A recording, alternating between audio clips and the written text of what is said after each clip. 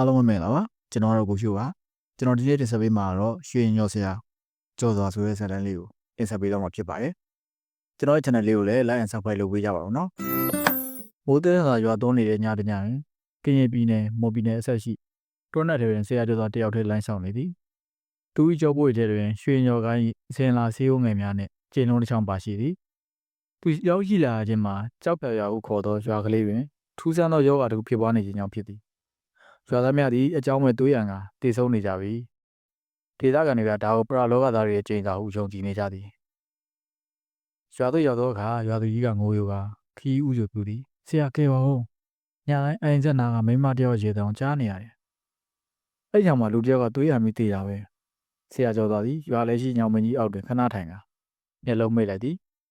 သူ၏ရွှေရင်ရောအကြားမြင်အာရုံကရွာ၏အနောက်ဘက်ရှိတွေးစုပ်အိမ်ဟုခေါ်သောအိုင်ကြီးစီသို့ရောက်သွားသည်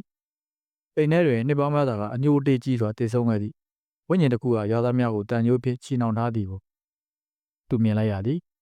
တကောင်းရန်ချိန်တွင်ဆရာကျော်သားသည်တယောက်တည်းတိုအိုင်နာသို့သွားခဲ့သည်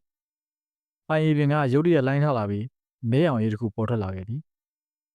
၎င်းသည်လူတစ်ပိုင်းမျိုးတစ်ပိုင်းပုံတံရှိသောနာနာဘောဝိညာဉ်ဆိုကြီးဖြစ်သည်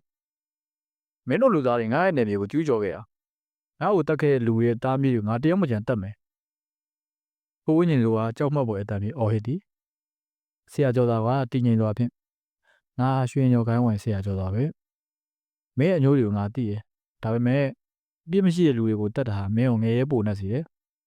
မင်းကငါလွတ်မြောက်ခွင့်ပေးမယ်ဝင်းညံစိုးကနားမထောင်ပဲဆရာထံသို့အမဲအောင်ကိုးငင်ပြဖြင့်တိုက်ခိုက်သည်ဆရာကျော်သားသည်လက်ထက်ကကျိန်လုံးကိုမြှောက်ကရွှေညောကာတာကိုအတန်ကြဲကြဲရွတ်ဖတ်လိုက်သည်ကျိန်လုံးမှာရွှေအောင်လင်းလည်းများထွက်ပေါ်လာပြီးအမဲအောင်ကိုးငင်များကိုပယ်ရှားပြလိုက်သည်တိုက်ပွဲကပြင်းထန်နေသည်ဆရာကျော်စွာ၏နှစ်ဖူးတွင်ချွေးများစီးကြလာသည်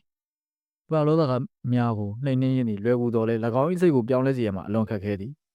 ဆရာသည်ဈေးဦးငယ်ထဲမှ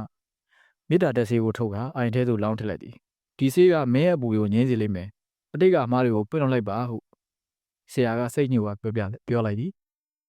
ဝိညာဉ်စိုး၏ပုံသဏ္ဍာန်သည်တဖြည်းဖြည်းပြောင်းလာပြီးတာမန်မင်းကလေးတို့၏ပုံစံသို့ပြောင်းလဲသွားသည်သူမသည်ဆရာကိုဥချကအိုင်ထဲသို့ပြန်လည်နှိမ့်မြုပ်သွားတော့သည်သူမချီနှောင်ထားသောဝိညာဉ်တန်ကြိုးများလည်းတိကနေပြတ်တော့သွားသည်နောက်တစ်နေ့မနက်တွင်ရွာသားများသည်ကျမ်းမာလန်းဆန်းစွာနိုးထလာကြသည်ရွာသူကြီးကဆရာကိုဆုလက်များစွာပေးတော်လဲဆရာကျော်သားကညှင်းပယ်ခဲ့သည်ကျွန်တော်ကနယ်လဲကုသပေးရတဲ့သူပါဒီရွာအေးချမ်းသွားပြီဆိုရင်ကျွန်တော်နောက်တစ်ရွာကိုသွားရအောင်မယ်ဆရာကျော်သားသည်သူ၏ကြောပွေကိုလွှဲကာတော်လန်လေးအတိုင်းတည်ငြိမ်စွာထွက်ခွာသွားသည်